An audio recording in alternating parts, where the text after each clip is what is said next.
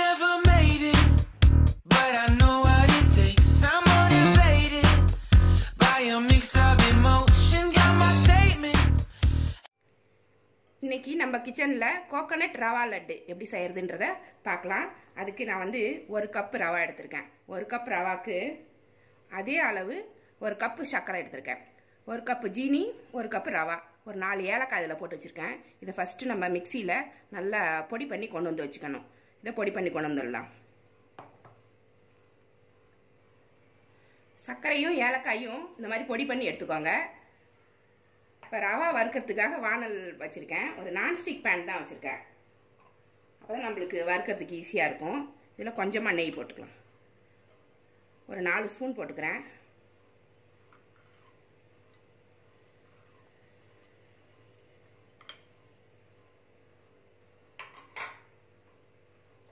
இந்த மீடியத்திலே வச்சு சூடு பண்ணிக்கோங்க.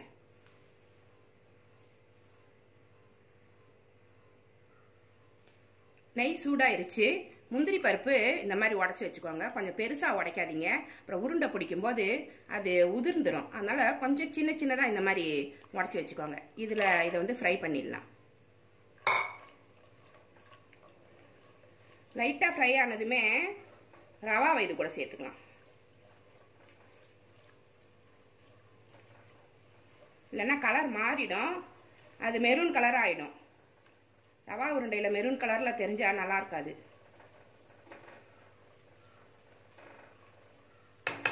போதும், இந்த ரவாவை இது கூட சேர்த்து வறுத்துக்கலாம்.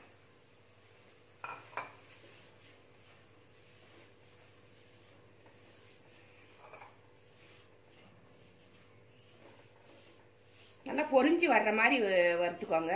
ரவா வந்து பொரிஞ்சு வர்றது வந்து நல்லா வாசனையாக இருக்கும். ரவா வறுபடுற வாசனை நல்லா வரும். அப்போ தான் வந்து அந்த ரவா உருண்டையும் வாசனையாக இருக்கும். நெய்யில் வறுபடும் போது நல்லா மணமாக இருக்கும். கொஞ்சம் மீடியம் ஃப்ளேம்லேயே வச்சுட்டு கொஞ்சம் பொறுமையாக வறுத்துக்கணும். இது ஒரு 10 நிமிஷத்தில் செய்கிற ஸ்வீட்டு. எல்லாருமே ஈஸியாக செஞ்சிடலாம். ரொம்ப மெனக்கட வேண்டாம். வீட்டில் இருக்கிற பொருளை வச்சே டக்குன்னு செஞ்சிடலாம். கடையில் போய் இந்த பவுடரு, ஒரு தெரியாத பவுடர்லாம் நம்ம வாங்க தேவையில்லை. ரவா ஜீனி எப்பயுமே இருக்கும். டக்குன்னு வறுத்துட்டு பிடிச்சிடலாம். தீபாவளிக்கு நல்ல ஸ்வீட்டு. ரவா நல்லா பொரிஞ்சு வந்துருச்சு, நல்லா வாசமாயிடுச்சு. இதுக்கு மேலே இது வறுக்க தேவையில்லை. அது எல்லாம் வறுபட்டுருச்சு. ஸ்டவ்வை நிறுத்திடலாம். ஸ்டவ்வை நிறுத்திட்டு நம்ம பொடி பண்ணி வச்சுருந்த சர்க்கரையும் ஏலக்காயும் இதில் சேர்த்துடலாம்.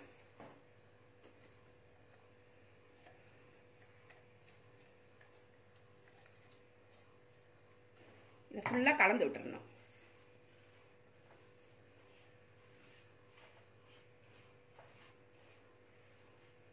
கலந்து விட்டு கொஞ்சம் நேரம் ஃபேனில் ஆறுச்சுனாக்கா ஒரு இளம் சூடான பதத்தில் நம்ம இதை வந்து உருண்டையாக பிடிச்சி எடுத்துடலாம். போதும், இதை ஆற வச்சிருவோம்.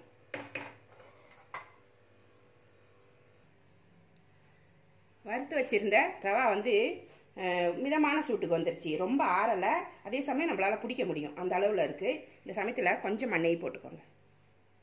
இப்படி இருக்கும்போது நம்மளால் பிடிக்க முடியாது, உதிரியாக இருக்குது. அதனால் கொஞ்சம் நெய் சேர்த்துட்டு இதை ஃபஸ்ட்டு கலரி விட்டுக்கணும்.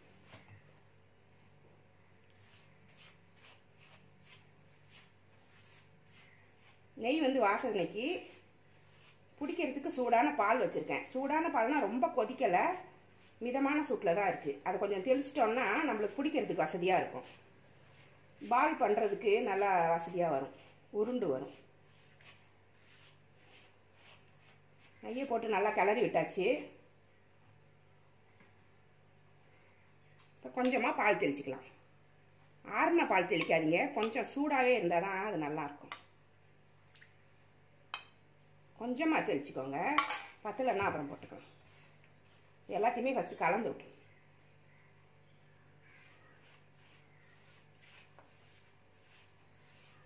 கொஞ்சம் போட்ட உடனேவே அந்த சர்க்கரை போட்டிருக்கிறதால இலகிடுச்சு பாருங்க. அவ்வளோதான், இதுவே போதும் போல். அதனால் கொஞ்சமாக போட்டுக்கோங்க பால்.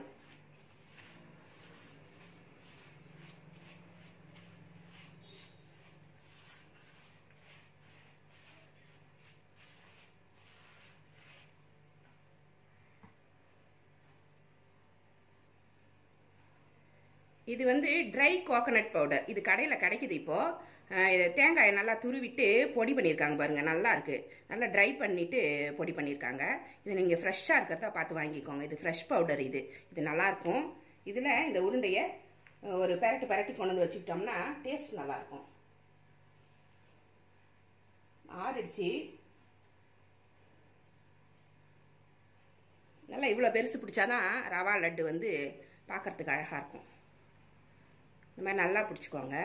இந்த ஜீனி ஈரத்துலேயே அது போய் நல்லா இறுகிடும். இந்த சமயத்தில் கொஞ்சம் லூஸாக இருக்கிற மாதிரி தெரிஞ்சால் கூட ஆறுச்சுன்னா உடனே பேர் கெட்டியாக போயிடும். கெட்டியாக போயிட்டு பிடிச்சிக்கும். நல்லா உருட்டிட்டு இந்த கோகோனட் பவுடரில் இப்படி நல்லா ஒரு பரட்டிக்கோங்க.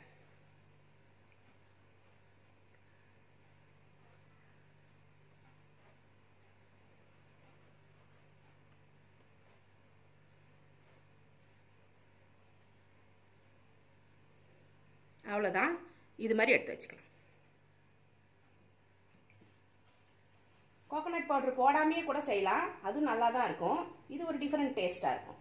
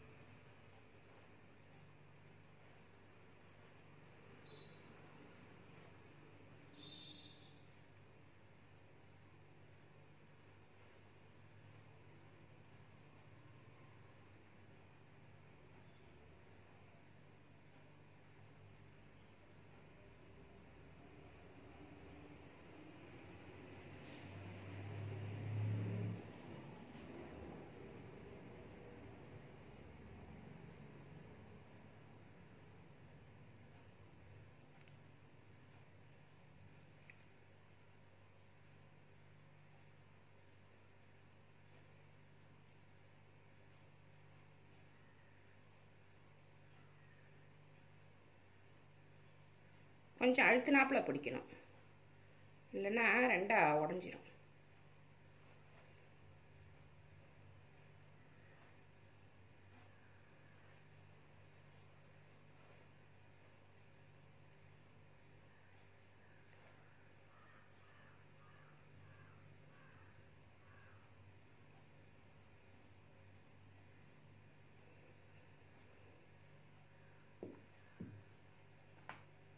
இது மாதிரி எல்லா பாலையுமே நம்ம செஞ்சு வச்சுக்கலாம். ரவா உருண்டையை ஃபுல்லாகவே இது மாதிரி பிடிச்சி வச்சுட்டு காமிக்கிறேன்.